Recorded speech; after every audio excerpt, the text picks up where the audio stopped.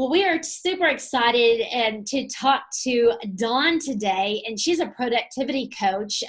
She is also in the New York area and has also been a realtor. So you're just kind of the whole package here, and I'm super excited to kind of tap into your world and your thought process about not only what we're going through now, but how it can literally pivot us into our productivity for the future, and how we can move forward. So welcome, Dawn.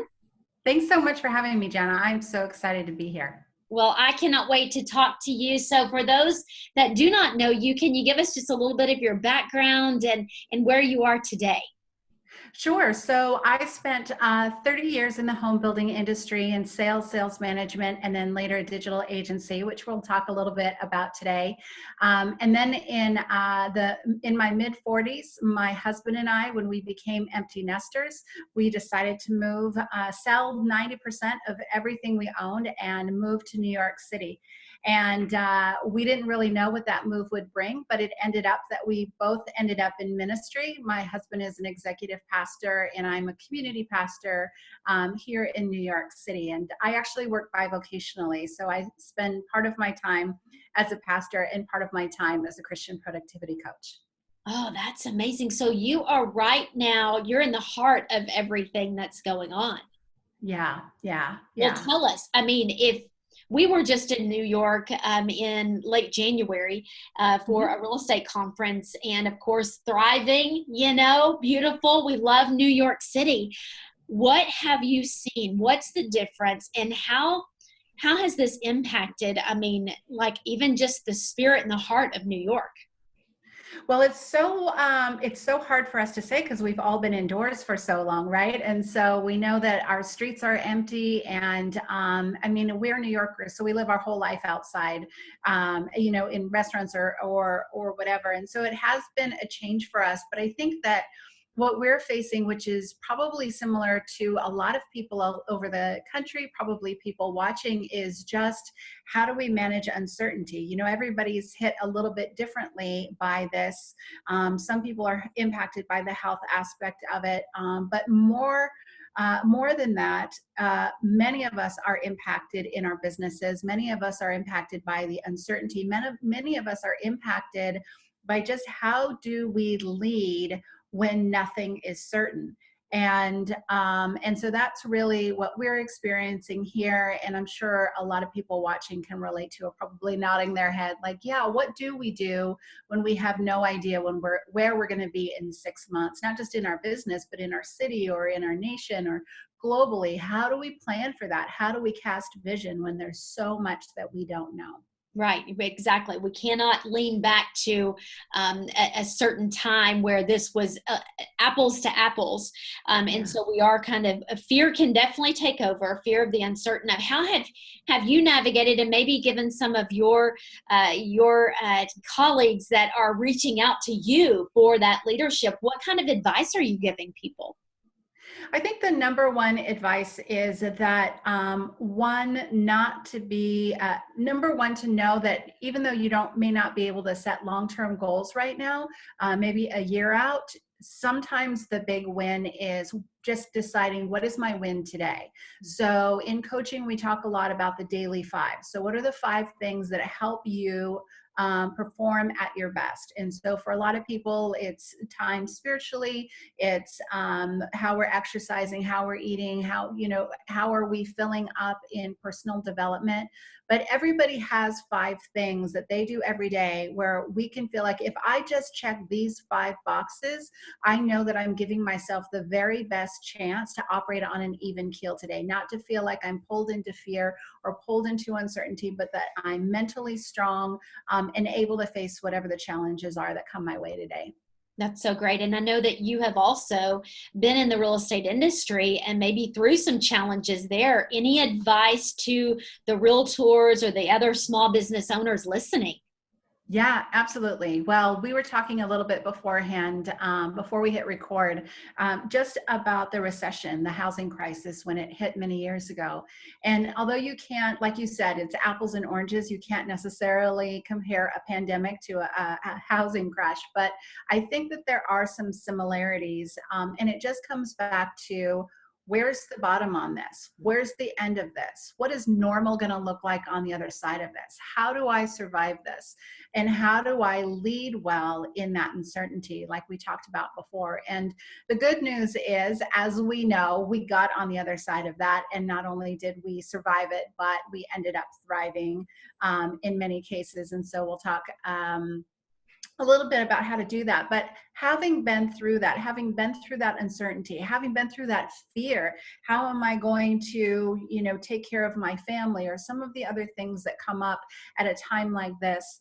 What I wanted to talk about today is just three things that we can do right now that are going to help us come out stronger on the other side of this. Because here's the thing, we know we are going to come out on the other side of this. There is another side of this. Maybe it will look different. Maybe it will not be the normal that we know. Maybe it will be a new normal. However, we are going to come out on the other side. So what can we do today? What are some short-term things that we can focus on today so that as we come out of this crisis, that we are actually in a better place than we were when it all started? And so I think there's three ways that we can do that. One is relate, one is innovate, and the third one is reinvigorate. And so I just want to talk a little bit about what each of those mean at a time like this, if that's good. Absolutely. I love that. So again, relate. Uh-huh. And we said the middle one, Innovate. Innovate. Mm-hmm. Okay, I'm taking notes here. All right. Yeah. And reinvigorate. And reinvigorate. Love it. Yeah. So the first one is relate. This is all about building relationships. What we are in, we're a relationship business, we know that. And if you're watching, you're like, oh, that's not groundbreaking, build relationships. But how we manage those relationships in this moment is going to look different than how we manage relationships outside of this moment.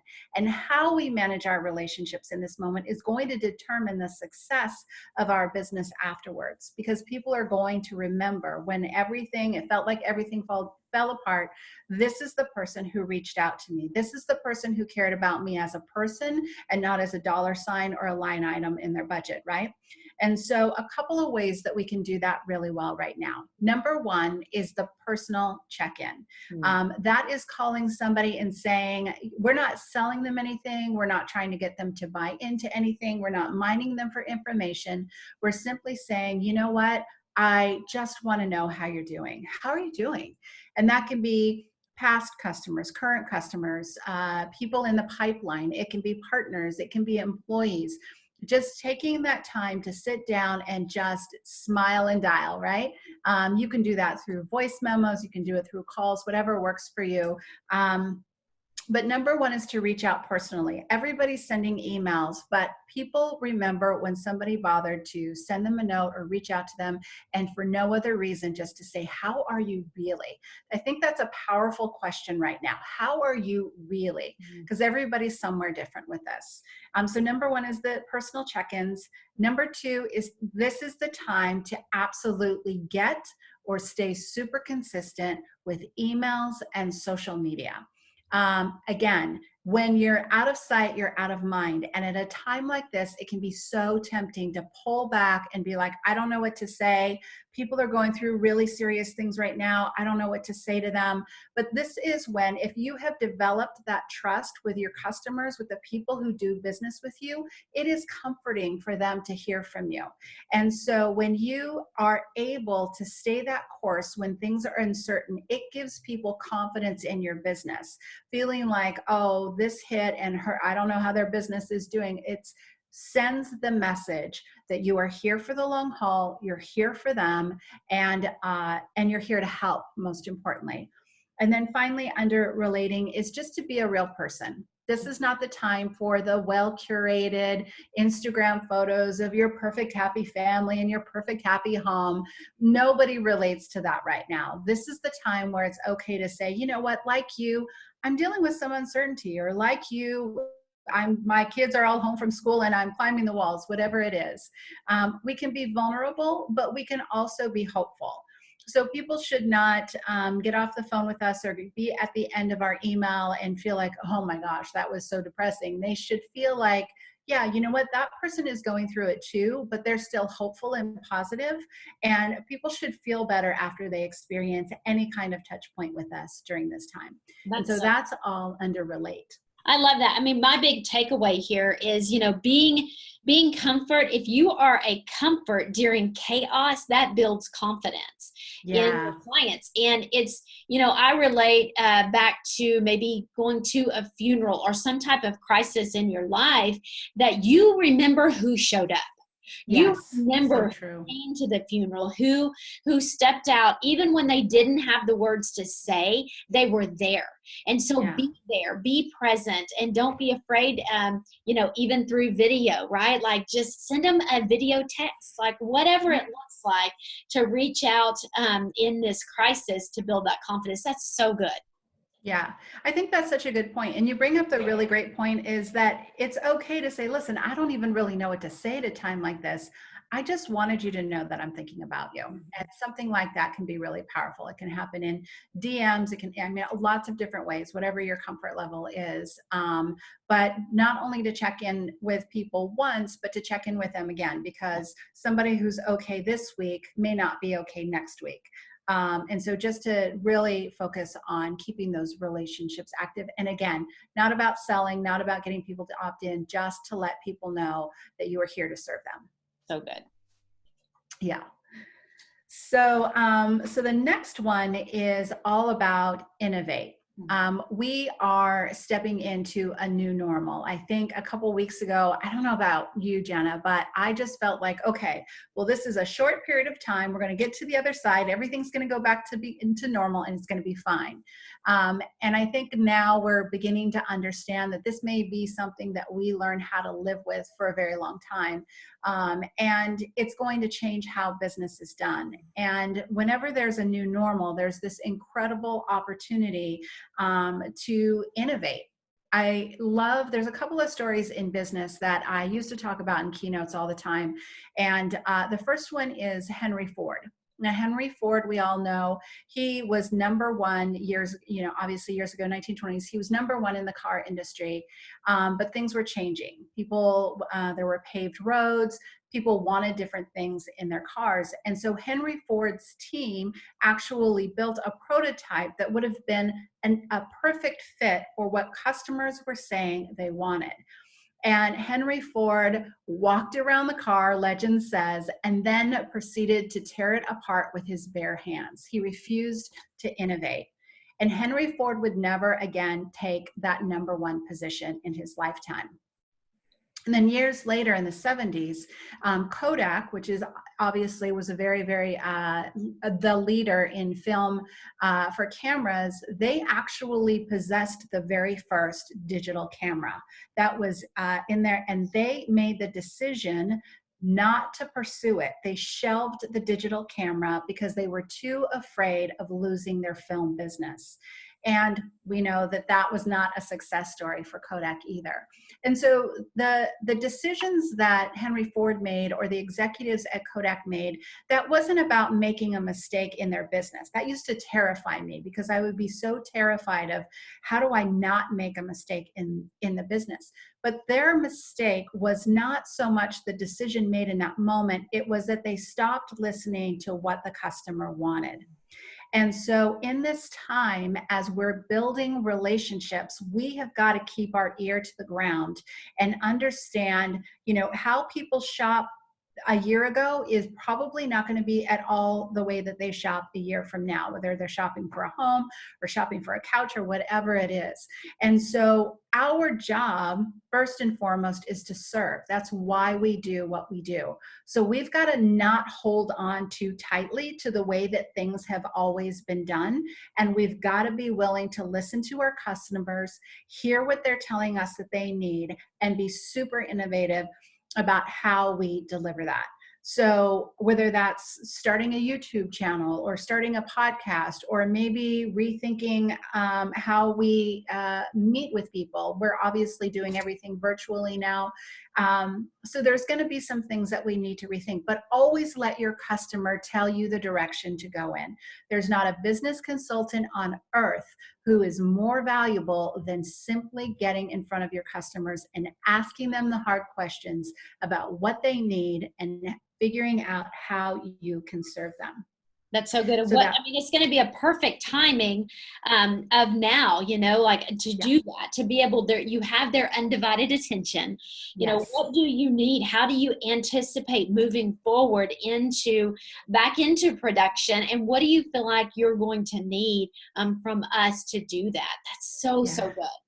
Yeah, it's really true. And I'll give you an example from my own life. As I mentioned, I was in sales and sales management for real estate for a really long time. And when the recession hit, that was the same time that the iPhone came out. It was the same time that Facebook did business pages. Twitter had started.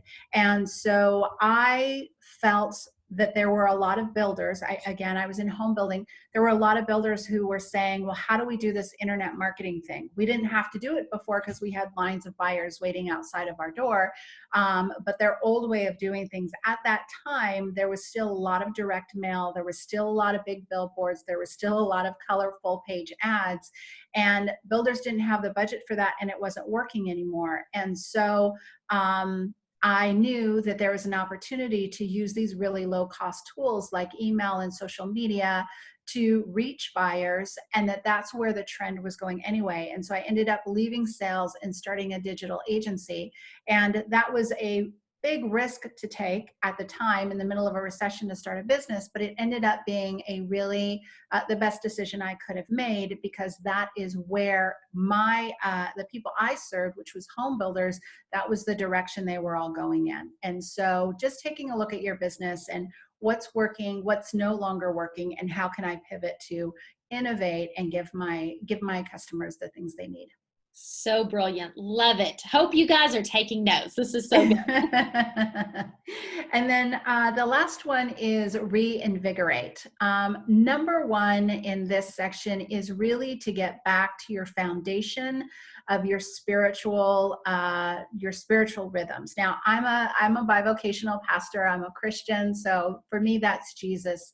But I think that at a time when it feels like we're busy and there's a lot to do, we can kind of skip or shortchange ourselves on this.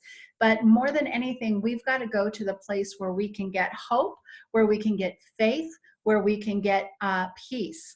And for me, as a Christian, again, I feel like the guidance that I get is from God. I don't know what's going to happen on the other side of this, but God does.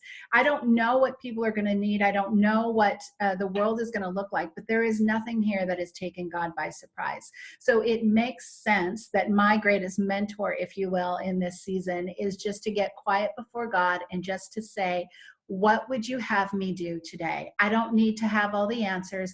I don't need to know how all of this ends. Would you just give me your new mercies today? The word says that his mercies are new every morning. He will give us what we need for the day. And so whatever your spiritual rhythms are, whatever your spiritual foundations are, wherever you find faith and peace and hope, be there every day. Make that a priority. If you usually spend 30 minutes there, do an hour. I know if you are somebody who's got your kids home from school, you're like, I don't have an hour to do that. I get it. But make this a number one priority, because it's important that every single day we're refreshing and reinvigorating our reserves of faith, hope, peace, and guidance in what to do next. Yeah. So good. I mean, I think about, the children of Israel as you're out in, the wilderness, where some of us kind of feel like we're in the wilderness, and what God promised was direction, and he promised manna for the day. I'm going to give you enough for today. Don't worry about tomorrow. Tomorrow has enough worry of its own. Yes. He takes care of the birds of the air. Like, let's focus on today. And even as small business owners, it's so easy for us to worry about the unknown or tomorrow and we can't even control that. All we're promised is today. God, provide me what I need today, and I'm going to trust you Yeah. for my tomorrow. Yeah, manna seasons are so powerful. Manna seasons just build our faith so much. And they're beautiful seasons. And very often, I don't know what your experience is, but I find that when I'm in a manna season, God is building my faith for something specific, big that is coming up. And it's almost like, like going to the gym and working out every day for a big competition. I don't do that, but it's sort of the same idea, is that manna seasons really build our faith muscle. And allow us to lean in and say, you know what, I got up every day. I didn't know what was going to happen, but God provided. God provided again and again and again. And so there's so much blessing in these seasons. I'm not saying that they're fun. I'm not saying that they're, we wouldn't wish for them, but there's blessing, and there are a lot of gifts in this season as well. Yeah, that's so good. Well, I love that.